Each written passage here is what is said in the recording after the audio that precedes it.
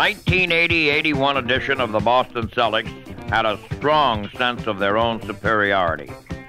They were able to bring into hold the most formidable of opposition. They were resolved for the purpose at hand. Take these three ingredients and you have the makeup of the Boston Celtics. Very simply stated, it is called pride, poise, and determination. And it's blocked by Parrish. What a play by Parrish. It goes quickly over to Maxwell on the cut to Archibald, lays it up and in, and he was fouled on the play. Ford's cruising through. Underneath to Maxwell. What a play by Chris Ford. A great play by Chris Ford. Back to Bird, give and go, lays it in. He goes up from the pop, it is no good. The rebound by Bird. He's been incredible. In 1979-80, the Celtics surprised the basketball world by posting a remarkable 61-21 record after a rather disastrous 29-53 campaign the year before. Team owner Harry Mangorian, now in full control of the operation, gave general manager Red Auerbach the necessary backing to rebuild the team. Red, in his genius way, immediately went out and got the coach he wanted, Bill Fitch. In 2 seasons at the helm of the Celtics, Fitch's record has been a glittering 123 wins against only 41 losses. Auerbach also lured #1 draft choice Larry Bird into the fold. In his 2 seasons with Boston, Bird has already gained the superstar status that was destined to be his. However, the 1980 season ended rather dismally when the Celtics lost to the Philadelphia 76ers in 5 games in the Eastern Conference playoff finals. So it was back to the drawing board to put the finishing touches on what was to become a perfect basketball machine. First, Red acquired the services of center Robert Parrish from the Golden State Warriors, along with Golden State's #1 draft choice for the Celtics' 2 first-round choices. Auerbach then used that acquired draft choice to select 6'11" Kevin McHale of Minnesota. These 2 additions would prove to be vital cogs in the Celtics' rise to their 14th championship. However, as the Celtics prepared for the new season, they did receive one shocking jolt when veteran center Dave Cowens found that the competitive fires that were his trademark were no longer there and announced his retirement. The final link to their last championship was gone. Could the Celtics go on from there? Well, on opening night, October 10th, before a capacity house at the Boston Garden, the Celtics showed that they were ready as they routed the Cleveland Cavaliers 130-103. Parrish fakes one way, turns it. Robert Parrish opens up the scoring for the Boston Celtics in 1980 as they make the first shot they take. Bird has gone low this time. A turnaround on Robic, and it's good. Now Henderson knocks the ball down and steals it. Top of the circle, flies in the air. The shot no good. The rebound by Smith is stolen away by Maxwell, and he lays it up and in. And actually, you got to give an assist to Henderson on the play as he snapped the ball out of Randy Smith's hand. In the lane of Parrish, turnaround is good. And it is 10-3. Boston is out front by 7, 9:02 left to go here. The breakaway by Bird. He's going in alone and stuffs it. 17-9. Boston is out front by 8. Bird wheels. Bird fakes. Mitchell playing him very well. Bird takes him through, changes hands, misses the shot. Maxwell a rebound. 19-10. I don't know what was wrong with Kenny Carr, but he did grab it. It's a beautiful backward bounce pass from Larry Bird to a backdoor cut by Henderson. What a play that was. Bird holds the ball, drops it low to Parrish, fakes inside, goes baseline and hits. 26-12 to score. Boston is out front by 14. This was to be the Celtics' only home game for 3 weeks as they set out on a 7-game road trip. The Celtics posted a 4-3 record on that trip, but there was one costly loss. No, it wasn't a game. It was M.L. Carr, who broke his foot in a contest against Washington and would be sidelined for over 3 months. However, the loss of one player would not deter this team. They meshed too well as a unit, and they showed the home folks what they meant when they returned home to defeat the Kansas City Kings 115-110 as they rallied from a 64-53 halftime deficit. And on a roll it goes through Roby. Roby gets hit hard, lays it up, it's no good, but it's tipped in by Bergson. 90-85. Boston is out in front. Back up top now to Ford. Chris fakes, fires up, misses. Oh, no! How about that one? It hit the rim, went way up in the air, and then came right back down through. Maxwell got the release, gets the down-court pass from Henderson, and lays it in. 98-88 the score. Boston is out in front by 10 again. Now underneath the Bird. Bird catches and shoots and hits. A one-motion thing. He went up with his back to the basket. In midair, he caught the ball. In midair, he twisted the body. In midair, he shot it. Whew. Archibald down low over to Bird. Bird a step-back pop. He's got it. 104-95. Boston out in front by 9. Archibald messing around with the ball on the outside, just fiddling and diddling. Now he daddles. Now he goes to Bird. Bird a quick pop. He's got it. 110-100 to score. With Maxwell of Parrish, the two-hand stuff is good. Boston leads by 10, 112-102. He fakes. He's going to throw it up from the three-point zone. The shot is no good. The rebound fought for. Goes out of bounds, and the ball game's over. And so Boston, a real scratched-out, hard-nosed, hard-fought, come-from-behind victory. And I'll tell you, they earned this one. They really earned it. The final score is Boston 115 and Kansas City 110. In early December, the Celtics found themselves in second place in the Eastern Division, trailing the Philadelphia 76ers by 5.5 games, despite a most impressive 18-8 record. However, the Celtics managed to narrow that margin to 2 games by the time the new year rang in, winning 12 straight, including 7 on the road. The die had now been cast for this season. The Celtics and the 76ers would jostle for the lead the rest of the way.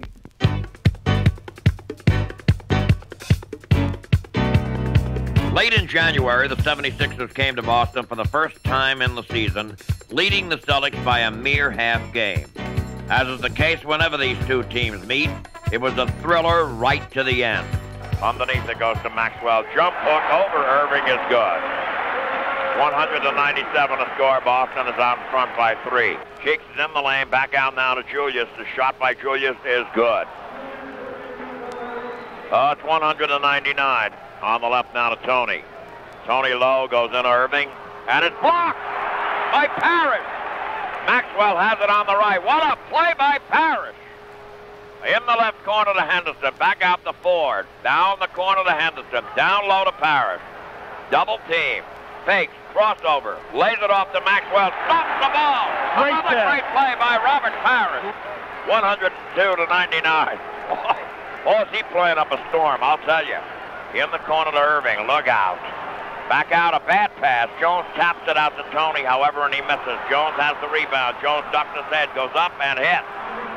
And there are 16 seconds left, and Boston has a 1-point lead. The pass in goes to Maxwell. Maxwell protecting the ball. They got to hurry. It goes now to Henderson. Henderson looking. And it goes to Parrish. Parrish drops it, and he got fouled. Parrish makes the first shot. He's got to make the next shot as well for Boston to rest a little easier. Even then, they won't rest easy. The shot is good. And Philadelphia calls their last timeout, and Boston has a 3-point lead. Now the pass goes to Tony. He wants the foul again. He lost the ball. It's a loose. Henderson got it. It's all over.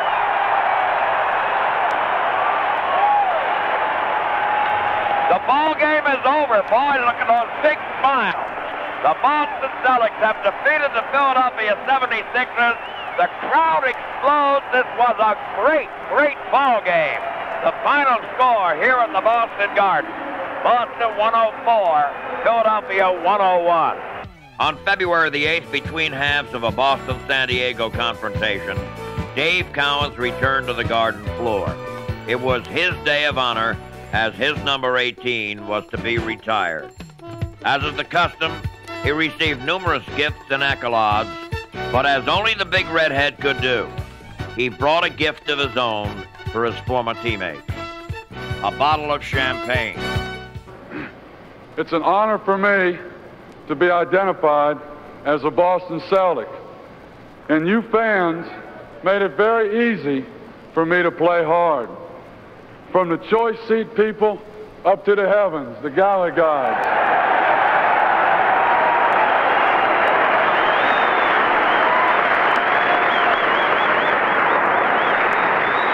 And now Debbie and I would like to make a presentation to Harry Mangurian.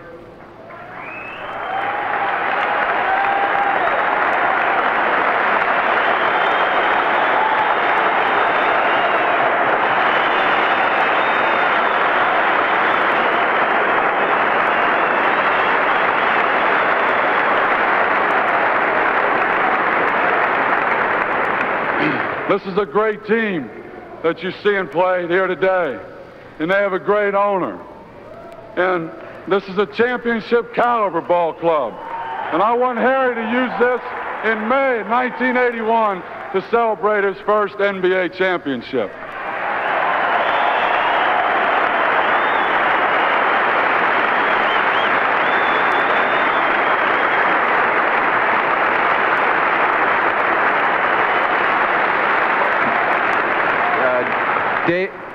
David, I got it right. David, I want to thank you.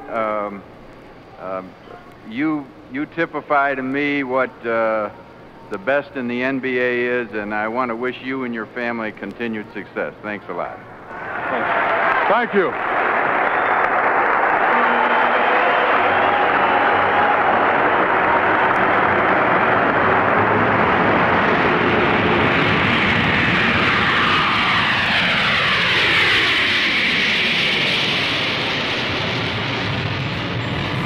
The Celtics now headed out for another grueling road trip.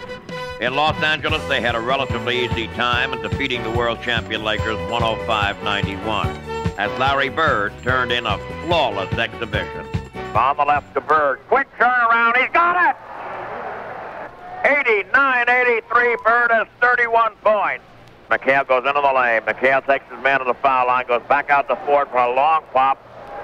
It's no good. Bird gets the rebound, brings it into the corner. The rainbow is good. 91-85. Stutter step Nixon, foul line. Lane, he goes up for the pop. It is no good. The rebound by Bird. He's been incredible. Cross court on the right to Ford. He's got the daylight. He takes the shot. It is around the rim, no good. The rebound by Bird is back up. It is around the rim and in. And he got fouled on the play. The whole Boston bench is up on that one. I'm going to tell you a statistic on Bird tonight. You're just not going to believe the performance he's put on. Bird has 5 assists, 3 block shots, and 5 steals. 19 rebounds and 36 points. Can you believe that? We have seen an individual performance here tonight that I can't recall anything better in a long, long time when you consider the complete, total basketball that he played, not just the scoring. As the Celtics on the floor have just come over to shake his hand. On March 1st, the 76ers again invaded the Garden, and again, the outcome would be resolved in the dying minutes. Here is Cheek. 2:39 left to go. Irving underneath. Harris steals the ball! It goes quickly over to Maxwell on the cup to Archibald. Lays it up and in, and he was fouled on the play. Tiny Archibald, a spectacular driving layup, and he was fouled on the play. Odd Archibald is at the line. 2:32 left in the ball game. Tiny Archibald will go 2 for 1 if he has to. He does not have to. He makes it. It's 108-103. Archibald holding it. Archibald on the left now to Ford. Back out deep over to Archibald. Archibald looks. Archibald comes to the left. Parrish and Caldwell-Jones are in a muscle tussle. Ford's cruising through. Underneath to Maxwell. Great pass. What a play by Chris Ford. A great play by Chris Ford. And timeout has been called. Oh, boy, what a play by Chris Ford. Let's take a timeout with a score. Boston 110 and Philadelphia 104. Ollie Johnson will put the ball in play. Bird guarding him. The pass goes to Dawkins. It's to Ollie Johnson. 3-point field goal attempt is not good. Ford has it and gets grabbed in the backcourt, and it may be by Dr. J. Now, one free throw can really just about put the icing on the cake here because they need 3 possessions. The shot now by Chris is up around the rim and goes in, and he's got another one coming. 111-104. Boston leading by 7 points. 19 seconds left, and Chris makes it 8. It's 112 to 104. Cheek comes down on the left, and he throws up the bomb from downtown and hits it. He got a three-point play out of it. It's 112 to 107. Bird will put it in play and gets it to Ford. Back to Bird, give and go, lays it in. 114 to 107. Maxwell steals the pass in. Ball knocked out of his hands, and the game is over. And it's another great game in this classic series between these two clubs, and the series stands all even at 2 games apiece. The final score here at the Garden is Boston 114 and Philadelphia 107. As the season wound down, the Celtics found themselves in a real dogfight with Philadelphia for first place in the Eastern Division. On March 20th, the Celtics downed the Washington Bullets 128 to 116 to vault back into first place by half a game. However, the victory was not easy in coming, as the Celtics had to come on strong in the fourth quarter. The release goes down to Henderson. He's in the lane. He goes up and hits. And they had McCarter and Collins got back, but Henderson went over both of them and got it. 104-102 the score. Boston is out front by 2. The intensity is pretty high. All right, the pass goes in over to Porter. Porter now loops the pass. That's stolen by Maxwell. Maxwell's been all over the court. Coming down the middle, down the lane, shifts gears, lays it over to Parrish. Quick. 108-102. Boston leading by 6, so Washington wants to talk. But in their next game, they lost to the 76ers to go back down by a half game with just 1 week left in the season. Next came the New York Knicks in New York. In this game, Robert Parrish was outstanding, scoring 26 points and blocking 7 shots in a 118-116 victory as the Celtics pulled into a first-place tie with Philadelphia. Pass in goes to Richardson. It's down to 10 seconds on the shot clock. Now to Ray Williams. He starts to go. He comes up and overshoots. Rebound by Demick is blocked by Parrish. And now Henderson had the pass, and Russell knocked him down. It's a backcourt foul. And Demick is trying to get a call of goaltending on Parrish. No way. That ball was still going up when it got batted away. Gerald Henderson at the line. The shot is good. It is 115 to 113. He's got 2 for 1 coming now. And Henderson goes and hits it. Now Williams comes up, tries the lane, going in there. Parrish blocks the shot, and Carr has the rebound. Carr keeps the ball, and they foul him in the backcourt. They foul him in the backcourt. Ray Williams the foul. He went in for the shot. Parrish blocked it. Parrish 2 key plays right at the end of the game defensively. And ML will go to the line and shoot 3 for 2. 4 seconds left on the clock. All right, ML Carr at the foul line. The shot by ML is around the rim and in.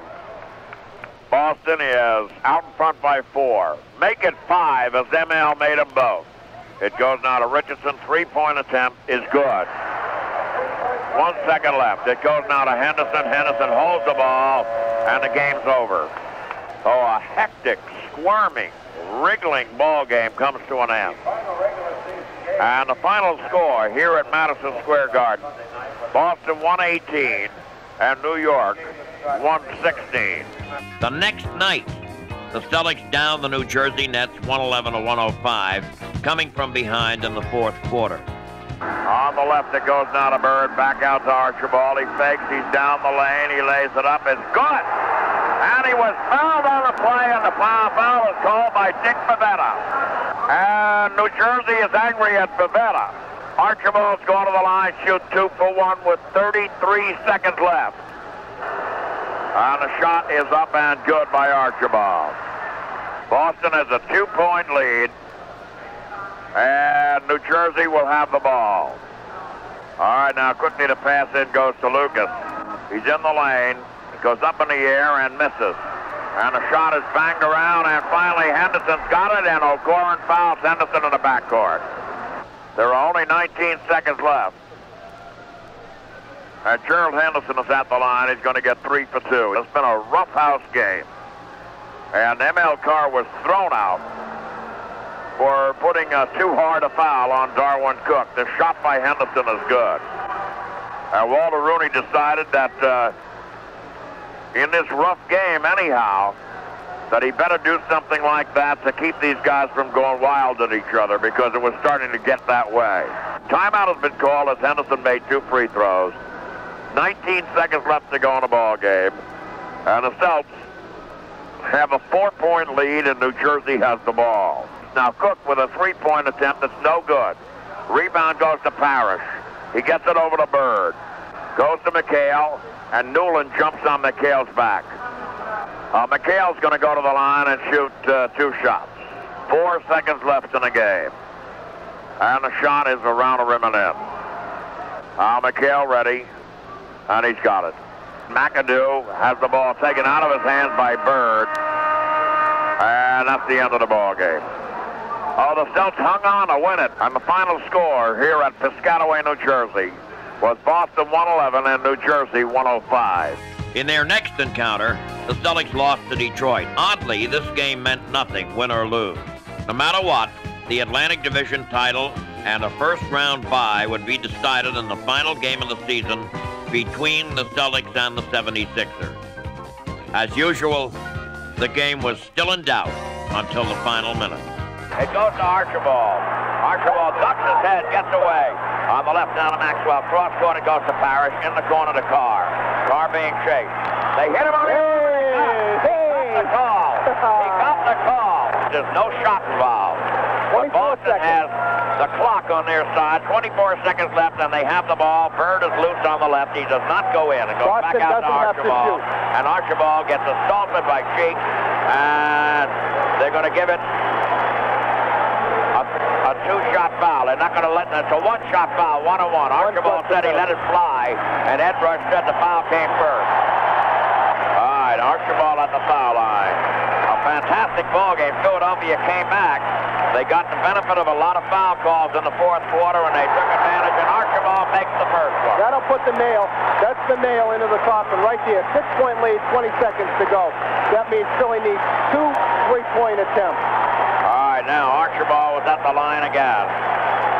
Each team has 1 timeout left. The shot, swish. And that puts Boston up by 7. Here comes Tony from downtown. The shot is good. Oh, my goodness. That cuts it down to 4 points. 13 seconds left. Archibald gets the ball to Bird. Bird's coming up. Bird goes to Parrish. Parrish gets hit on the arm by Tony. Back out to Bird. Bird holding the ball. Bird still got it. Bird is going to run it out. It's over. It's over. And Boston has won the Atlantic Division Championship.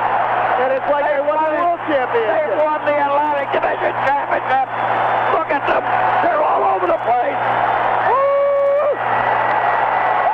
They have won the Atlantic Division Championship. They have done what everybody said they could not do. An amazing season has come to the end. Oh, my goodness. The final score here at the Boston Garden. Boston 98. Philadelphia 94. So the Celtics had won the long, hard battle. Now they had a week to rest up for the playoffs. But each Celtic was itching for what lay ahead. The fact that they had posted the best record in the NBA at 62-20 would be insignificant unless they won it all. As a team, they were ready.